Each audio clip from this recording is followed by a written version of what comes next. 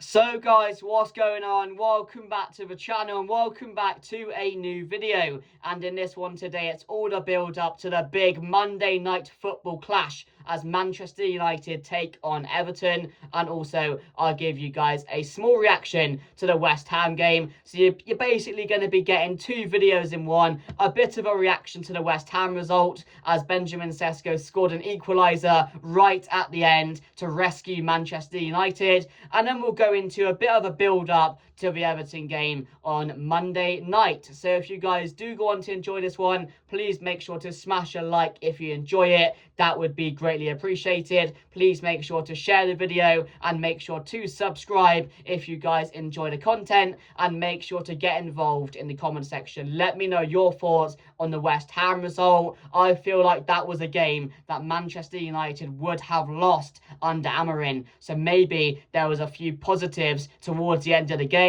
Let me know if you're on the same page in the comments below, and also make sure to comment your score predictions for Monday night's game against Everton. Can Manchester United return back to winning ways? Let me know down below. But let's get into today's video. And I'll tell you what, it feels like a long time since I last watched a Manchester United game. Like, that West Ham game feels like it was forever ago. It really does. And that's through all the fault of our own. FA Cup weekend, Manchester United were not there. We got knocked out by Brighton, I think in the first time of asking, and the same in the Carabao Cup. I actually think it was the first time of asking in both competitions that Manchester United got knocked out. So we weren't involved in that. So through all the fault of our own, there has been no game since the West Ham game. And also, Manchester United do not play Champions League football because we're not good enough to be in that competition right now. Or last year we weren't, because we had a really shit season. So that's why we're not involved in that. And that's why there's going to be no trophies for Manchester United this season. So it's really hard to watch all of these games and not be involved and have the excitement of potentially going forward and winning a trophy. But then again, it's through all the fault of our own. So I can't really complain. All I can complain is at the players for being shit last season and Ruben Amorim. It's as simple as that. But no, and now the worst thing about the weekend is, after all this time, we don't play on Friday night. We don't get a Friday night game. No. Saturday, no 3 p.m. kickoff, no 5:30 kickoff, not even an 8 kickoff. We're not involved in those games or in those times. Sunday, maybe you're thinking 2 p.m. No. 4:30? No. Monday night football again.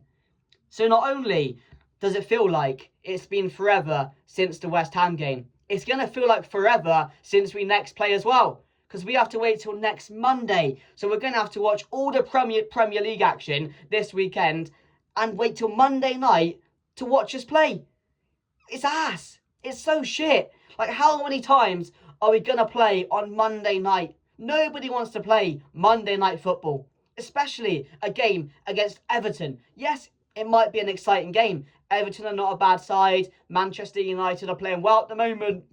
There should be goals involved. But again, who can get up for a Monday night football game? I personally can't. But let me know your thoughts on that down below. Do you like Monday night football games? Because personally, I don't. But again, Michael Carrick is still unbeaten as the Manchester United manager. And we'll quickly touch on the West Ham game. And that's the first time I've seen these players perform like that under Michael Carrick. The first time I've seen a really, what's the word to use? Trying to think of the word to use here. A really underwhelming performance. That was what I was trying to find. Underwhelming, and every single player didn't play well. Every single player had a shocker, and that's the first time I've seen that under Michael Carrick. It's been blue skies otherwise. You know, the Derby result, the Arsenal result, the Fulham result. We've been playing really well. I think there was one more result afterwards as well. The game before the West Ham one, where we won, I think we won 2-1 or something. I don't know who it was against, but we won 4 in a row. And obviously, the guy couldn't get his haircut on the 5th game because Manchester United drew with Everton. But what I can say about that ending, there was no part of me where I didn't feel these players weren't trying to get the equaliser. And that's what really, really impressed me. The will and the fight in the players to stay in the game and keep on going right till the end to find that equaliser. That was a game, like I said earlier, that we would have lost under Ruben Amorim. We would have lost that game. Heads would have dropped. Players would have given up. They would have gone on to score 2 or 3 more. But we still created chances until the very, very end. And again, the subs by Carrick made an impact. Benjamin SESKO came on and for the second time in a row came off the bench and scored a goal. He needs to start the next game now. He's earned the opportunity. And it was a really, really good goal as well. So the positive you can take out of that game, there wasn't many, and I thought West Ham played really, really well. We couldn't break down a low block. They really frustrated us the whole game.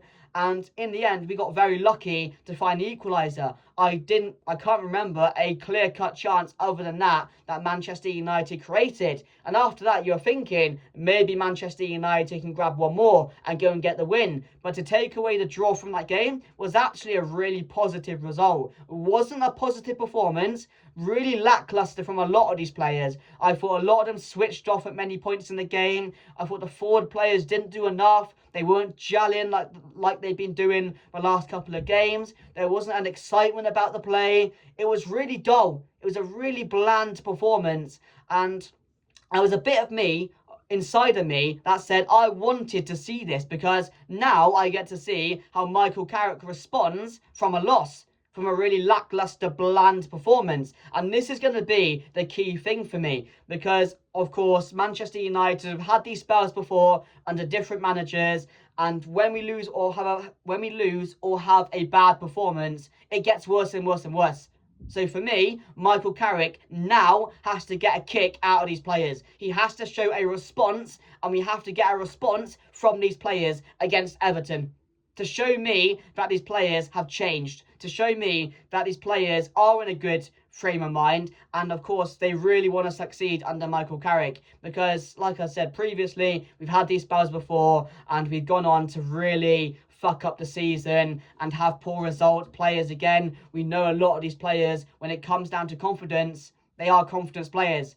And once they get a shit result, heads drop and they can't go back into form. So for me now, Michael Carrick, this is going to be the turning point for him in his Manchester United management career. Whether he stays here till the end of the season, whether he stays here long term, this is where I want to see what he has about him. This is going to show a lot about Michael Carrick now on whether he can get a response and a win out of these players after a poor result, because against Everton we're expected to win. We're expected to get back to winning ways. They're not in the best of form recently. They've not been playing well, so hopefully it was just a minor blip from Manchester United, because you do get those performances where everyone just doesn't play well and we're not up for it for some reason. I don't know why, because there was no excuse for that.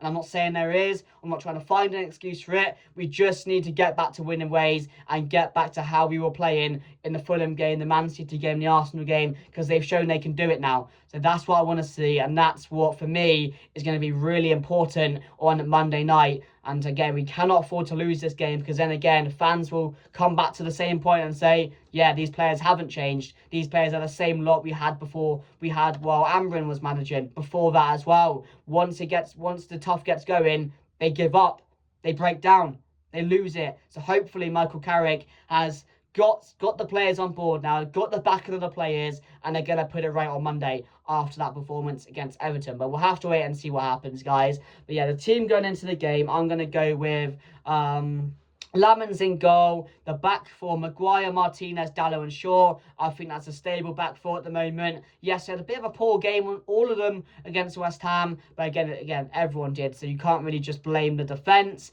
In the midfield, Casemiro and Kobbie Mainoo, Bruno Fernandes, Cunha, SESKO and Mbeumo, as Diallo has been a bit poor recently. Not poor to the point where I'm saying, oh, he needs to do more. We just need to up the level a bit.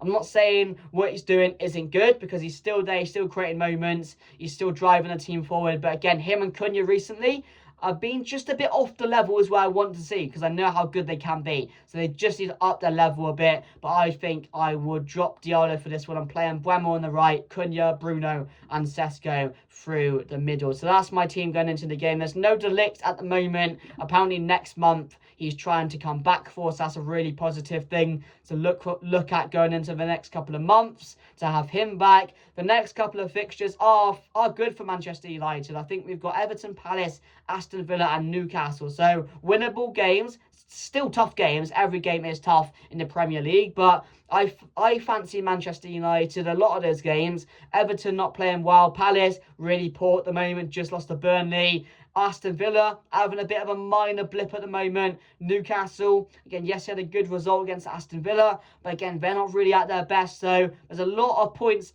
up for grabs for Manchester United in the next couple of months, and hopefully we can try and get back to winning ways and maintain this consistency under Carrick. But we're still unbeaten. It's not a major blip. It was just a minor blip against West Ham, and we just need to put it right on Monday.